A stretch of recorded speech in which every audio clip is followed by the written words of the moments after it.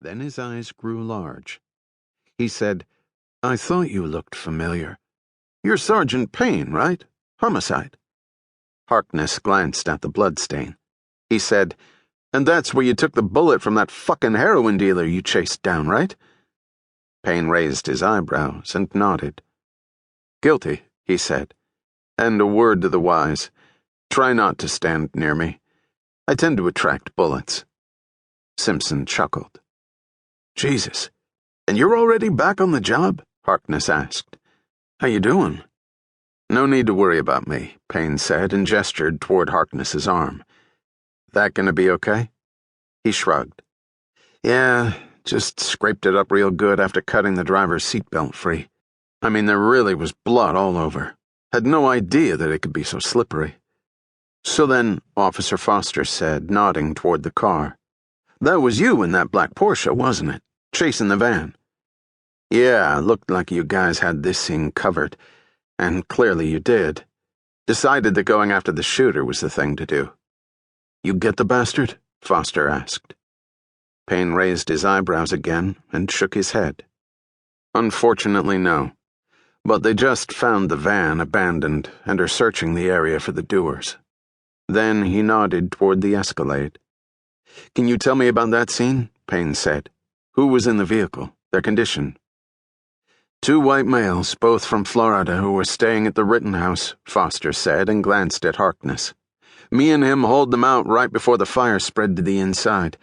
Didn't get much info before the EMTs went to work on them." Harkness pulled a small spiral notepad from his shirt pocket. He flipped pages, read his notes, then looked at Payne. "Driver's a guy from West Palm Beach named Kenneth Benson, 32 years old," he said. "He was unconscious, shot up real good. That's where all the blood came from. The EMTs working on him said he took multiple hits to the upper body, with one to the neck. Said it looked like with buckshot." Payne nodded. "That's what it looked like back at the scene of the shooting. Buckshot," he said. "How about the passenger?" "The passenger," Harkness went on, "is a 35-year-old named John Austin. He's somehow missed getting hit. Suffered some cuts from glass, was pretty badly banged up, but that was it. Call it a miracle or something. He got transported to Hahnemann first."